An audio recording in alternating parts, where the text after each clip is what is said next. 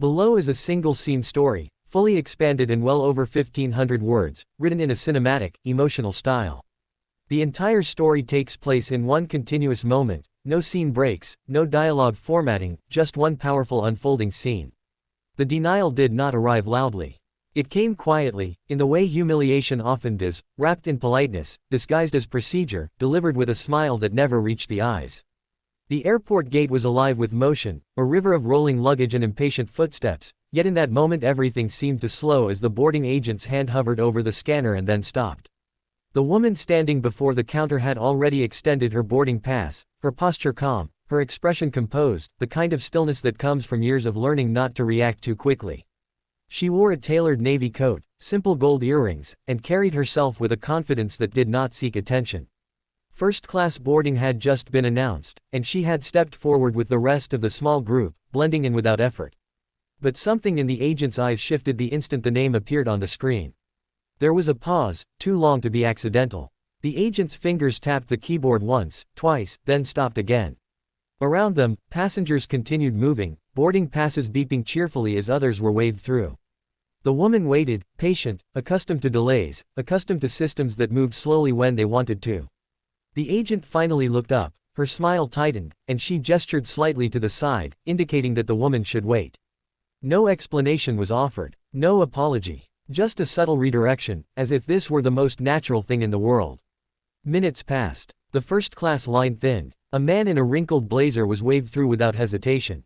Another passenger laughed with the agent, exchanging small talk, then disappeared down the jet bridge. The woman remained standing to the side, her boarding pass still in her hand, the unspoken question hanging in the air. She glanced at the screen behind the counter, which still read first-class boarding in bold letters. She checked her pass again, not because she doubted it, but because she had learned that sometimes people needed proof repeated twice before they believed it. Finally, she stepped forward again, gently placing the boarding pass on the counter. The agent's eyes flicked down and back up, and this time the smile vanished completely. The agent said something brief, something rehearsed, something about a seat reassignment, and a system issue, her tone clipped and final. The woman listened without interrupting, her face unreadable. Around them, a few nearby passengers slowed, sensing tension the way animals sense a change in weather. A man behind her frowned. A woman clutched her purse a little tighter.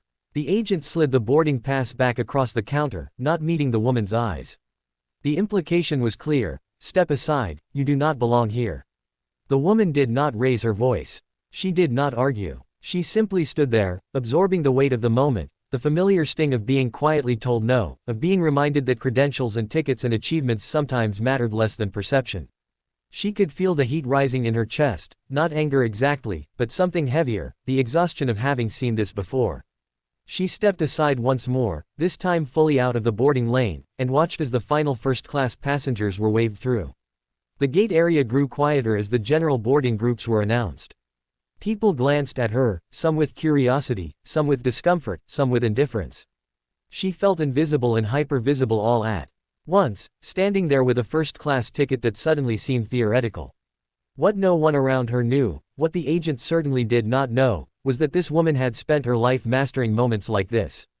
She had learned early that power did not always announce itself, that the most influential people in a room were often the quietest. She had built a career not on loud declarations but on precision, on preparation, on knowing exactly when to act. The airport noise washed over her as she reached into her coat pocket and withdrew her phone, her movements unhurried. She did not rush. Rushing would suggest desperation, and she was not desperate.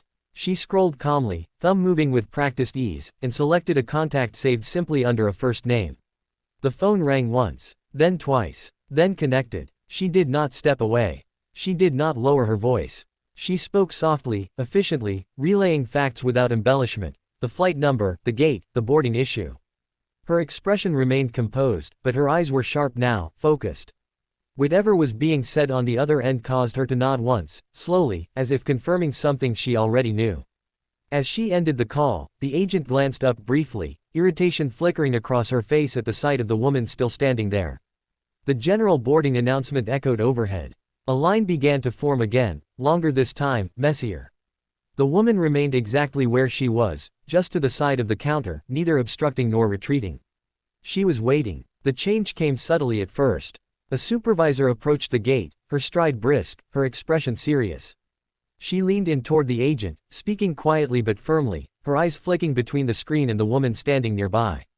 The agent's posture stiffened. Her fingers hovered over the keyboard again, this time moving faster, more urgently.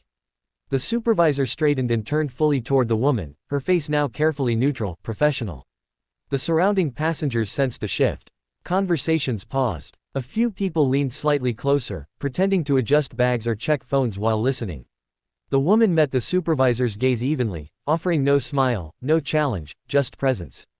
The supervisor gestured toward the counter, indicating that the woman should step forward. She did, placing her boarding pass down once more, the same piece of paper that had been dismissed minutes earlier now treated with new respect. The supervisor scanned the pass herself. Her expression changed, not dramatically, but enough. A subtle tightening around the eyes, a brief inhale. She glanced at the agent, then back at the woman. Something unspoken passed between them, a recalibration of assumptions. The supervisor nodded once, then turned to the agent and said something that caused the agent's face to flush, color rising quickly up her neck. The agent reprinted something, hands shaking just slightly, and slid a new boarding document across the counter. This time, it was accompanied by an apology, delivered stiffly, as if forced through clenched teeth. The woman listened, accepted the paper, and said nothing. She did not need to. The balance of power in the space had shifted so completely that words were unnecessary. But the moment was not finished. The supervisor did not leave. Instead, she stood there, addressing the agent again, this time with a firmness that could not be mistaken. Other staff members had begun to notice, gathering subtly, pretending to busy themselves nearby. The woman stood quietly as the conversation unfolded around her, the airport hum continuing as if nothing extraordinary were happening, even as something very important was. The supervisor gestured toward the jet bridge, then toward the agent's terminal. The agent nodded repeatedly, her earlier confidence gone. The supervisor then turned back to the woman, her tone now careful, respectful, offering assurances that went beyond the seat itself. The woman acknowledged them with a slight nod. She did not gloat. She did not smile. Vindication, for her, was not about triumph, it was about correction. As she finally walked down the jet bridge, first-class boarding long finished, the space seemed different. A few passengers avoided her gaze. Others watched her with something like awe. One woman offered a small, approving smile. The woman walked steadily, her heels clicking softly against the floor, each step measured. She took her seat without ceremony, placing her bag carefully in the overhead bin, smoothing her coat as she sat. Only then, as the aircraft door closed and the hum of the engines deepened, did she allow herself a quiet breath. Not relief, she had never doubted the outcome, but acknowledgement. Moments like these were never just about a seat. They were about being seen, about systems being forced to confront their own blind spots, about reminding the world that assumptions could be expensive. The plane taxied forward, and outside the window the airport lights blurred into lines of gold. The woman looked out, her reflection faintly visible in the glass, and allowed herself the smallest smile, not for what had been taken back, but for what had been demonstrated. Power did not need to announce itself. Sometimes, it simply waited, made one call, and let the world adjust accordingly.